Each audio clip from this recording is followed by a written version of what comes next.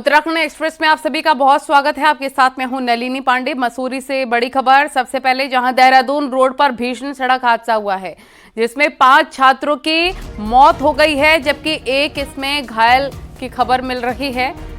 झड़ी पानी रोड पर पानी वाले बैंड के पास एक कार बेकाबू होकर गहरी खाई में जा गिरी, जिसमें सवार 5 स्टूडेंट्स की मौके पर ही मौत हो गई और एक लड़की गंभीर रूप से घायल हो गई। घायल छात्रा का इलाज देहरादून हायर सेंटर में चल रहा है। बताया जा रहा है कि 4 लड़के और 2 लड़कियां देहरादून IMS कॉलेज में पढ़ाई करते थे और एक मसूरी घूमने के लिए गए थे और देहरादून वापस लौटते वक्त चूना खाने के पास SUV कार बेकाबू होकर गहरी खाई में गिर गई और दर्दनाक हादसा हो गया। कि वाहन जो है वो ऊपर की सड़क से डिवाइडर जो पैराफिट है उसको तोड़ के नीचे की सड़क में गिर गया था, जिसमें 6 लोग सवार थे। 5 की मृत्यु हो चुकी है और अभी 1 अंडर ट्रीटमेंट है, जो दोनों हॉस्पिटल में उनका ICU में एडमिट है। और वहीं मसूरी में हुए दर्दनाक हादसे पर CM पुष्कर सिंह धामी ने दुख व्यक्त किया है। CM ने कहा, हादसे में 5 स्टूडेंट्स की मौत काफी दुखद है। वहीं पर CM ने दिवंगतों की आत्मा को शांति के लिए भी प्रार्थना भगवान से की है।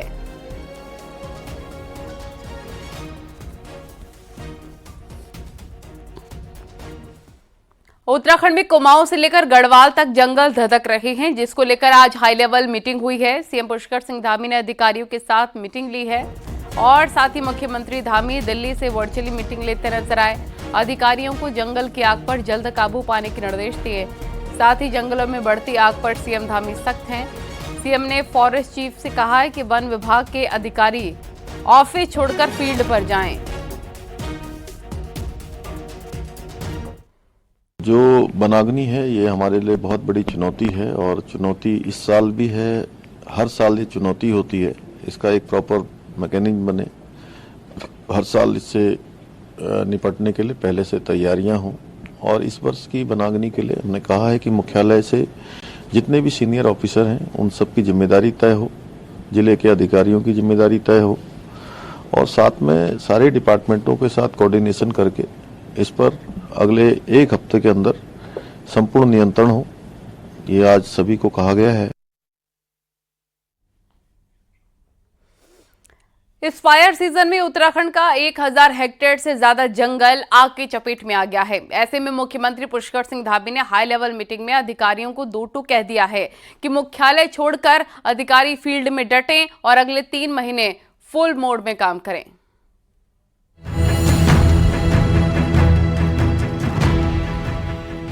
जंगलों की आग इस कदर विकराल है कि मुख्यमंत्री पल पल की अपडेट ले रहे हैं। चुनावी सभाओं की व्यस्तता के बीच भी वक्त निकाल रहे हैं। शनिवार को दिल्ली से वर्चुअल मीटिंग लेते हुए मुख्यमंत्री ने मुख्य सचिव और फॉरेस्ट चीफ को साफ कहा कि जंगल की आग पर गंभीरता से काम हो। CM धामी ने सख्त लहजे में कहा कि अगले 3 महीने किसी भी तरह की ढिलाई बर्दाश्त नहीं होगी। सभी अधिकारियों को मुख्यालय और AC रूम छोड़कर फील्ड में जाना होगा और काम करना होगा। तो जो भी निर्देश माननीय मुख्यमंत्री जी ने दिए हैं उनका हम लोग 100% अनुपालन करेंगे। 1 सप्ताह बाद फिर से हम लोग समीक्षा करेंगे कि आज जो निर्देश मिले हैं वो कहाँ तक उनकी कंप्लायंस हुई है। फॉरेस्ट फायर्स के लिए सभी लोग मिल के काम करेंगे। जन जागरूकता पे विशेष ध्यान दिया जाएगा। इस तरह से सारी टीमें मोटिवेटेड हैं और बहुत तेजी से काम कर रही हैं। सारे DFOs भी फील्ड में पूरा समय बिता रहे हैं और बहुत जगहों पे कंजर्वेटर्स और इवन चीफ कंजर्वेटर्स भी आग बुझाने में सीधा जुड़े हुए हैं। तो अब मुख्यालय, आज माननीय मुख्यमंत्री जी ने निर्देश दिया कि मुख्यालय के जो अधिकारी हैं उनकी भी ड्यूटी लगाई जाए, तो वो भी हम तुरंत आदेश करने जा रहे हैं और मुख्यालय के जो हैं उनको सबको एक जिले की जिम्मेदारी दे देंगे। जंगलों की आग पर अब तक 350 मुकदमे दर्ज हो गए हैं। वहीं तेजी से वन विभाग आग को कंट्रोल करने में जुट गया है। 4000 फायर वॉचर्स के साथ ही 1250 नए कर्मचारी भी फील्ड में उतार दिए गए हैं। अल्मोड़ा में नेपाली मूल के 4 लोगों की मौत पर 4 लाख रुपए मुआवजे का भी निर्देश दिया गया है।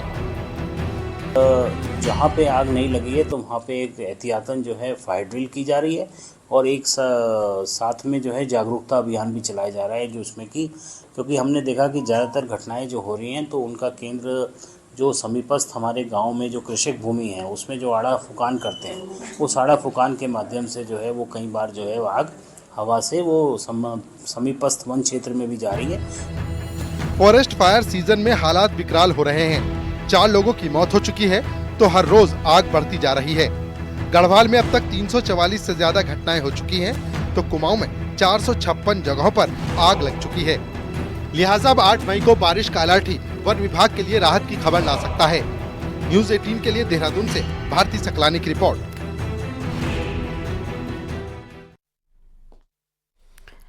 तो विकासनगर में जंगल की आग विकराल होती जा रही है। यहां जंगल की आग आबादी तक पहुंच गई है और बिसोऊ गांव में मंदिर के ठीक नीचे बनी गौशाला को आग ने अपनी चपेट में ले लिया है, जिसमें गौशाला जलकर खाक हो गई और कई बकरियों की भी मौत हो गई।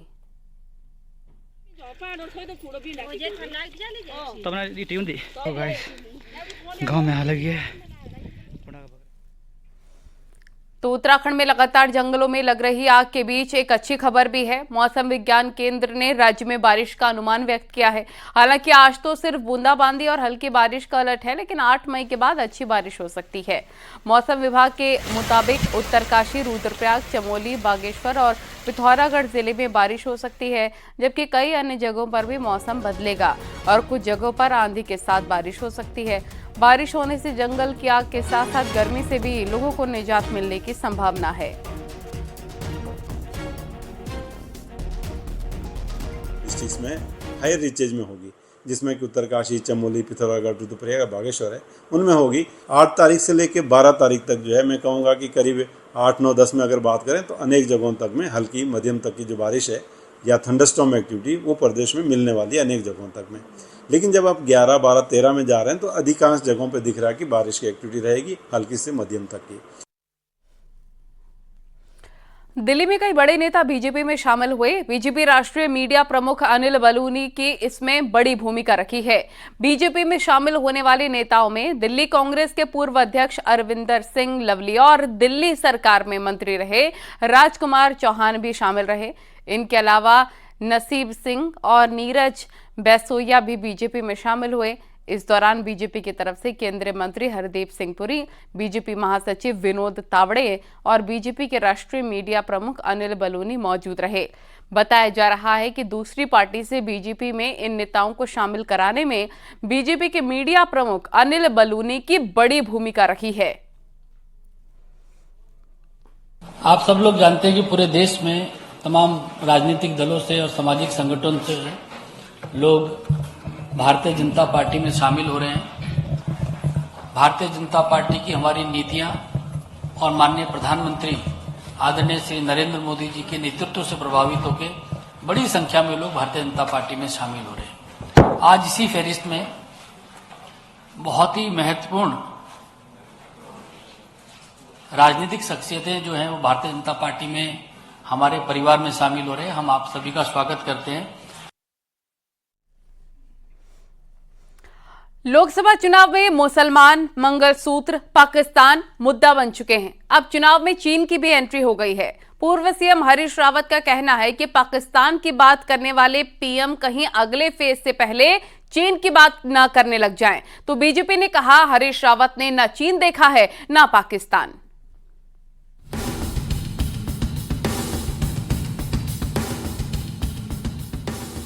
दो फेज का लोकसभा चुनाव हो चुका। तैयारी 7 मई को तीसरे फेज की है। चुनाव में अब तक मंगलसूत्र, मुसलमान, पाकिस्तान की बात हो चुकी है। पर इसी बीच पूर्व मुख्यमंत्री और कांग्रेस नेता हरीश रावत ने प्रधानमंत्री नरेंद्र मोदी पर निशाना साधा है।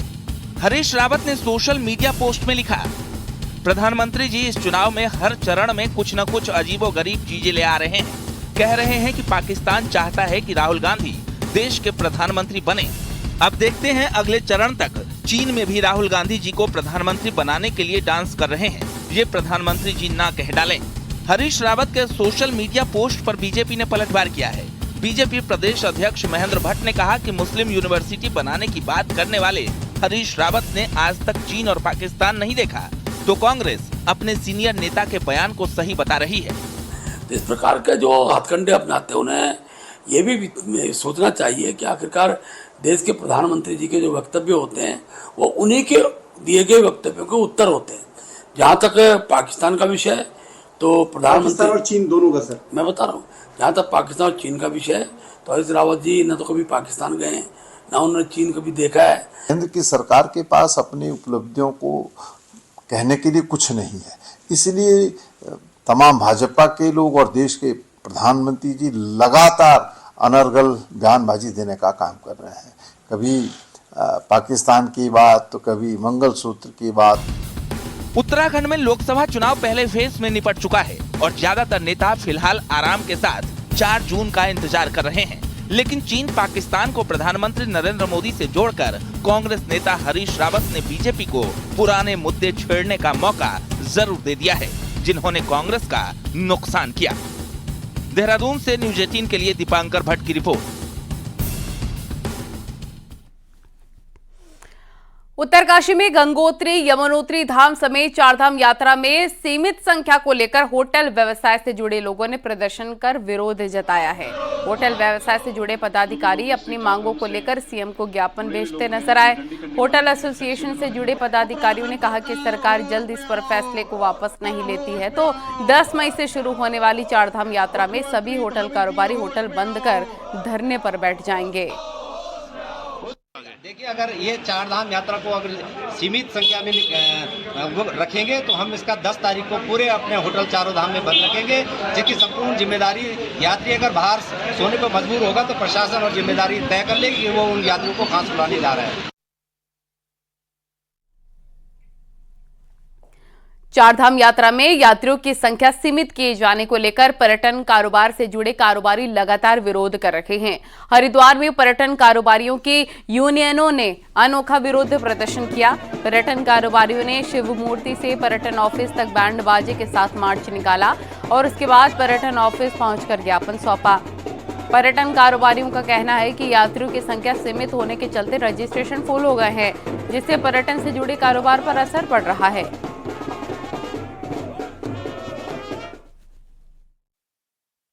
जो पर्यटन व्यवसायी हैं, जो ट्रैवल व्यवसायी हैं, जो होटल वाले हैं या जो भी व्यक्ति व्यवसायिक रूप से 4 धाम यात्रा से जुड़ा हुआ है, कहीं ना कहीं उनकी जो व्यवस्थाएं हैं वो भी इससे डिस्टर्ब होती है, क्योंकि यात्रा केवल 6 महीने खुलती है और 6 महीने बंद रहती है, तो उनकी आर्थिक जो जीवन है उस पर इसका बहुत बुरा प्रभाव पड़ता है।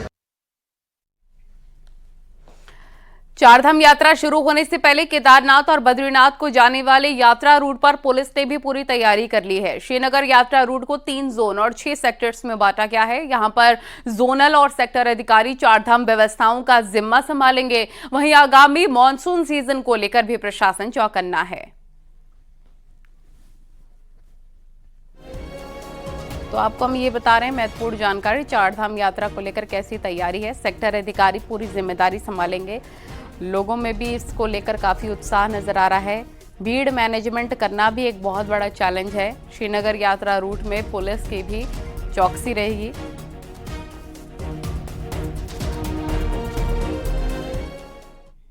और अब आपको दिखाते पहाड़ टॉप 10 न्यूज़।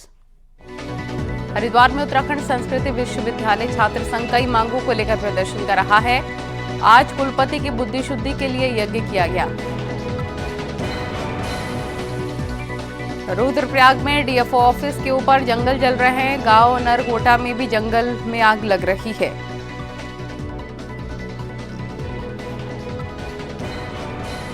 चमोली में भी कई जंगल जल रहे हैं। गोपेश्वर के जंगल में लगी आग तेजी के साथ आवासीय परिसर की ओर बढ़ रही थी। फायर यूनिट ने पहुंचकर आग पर काबू पाया।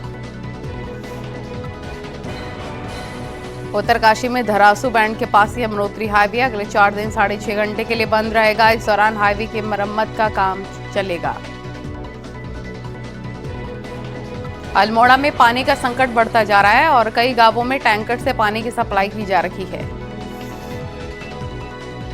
चक्राता विधानसभा में करीब 80 किलोमीटर क्षेत्र में पानी की भारी किल्लत हो रही है। 5000 की आबादी इससे प्रभावित है। रुद्रप्रयाग में केदारनाथ यात्रा के लिए अगुत्स्य मुनि खेल मैदान से शटल सेवा शुरू करने की मांग की गई है।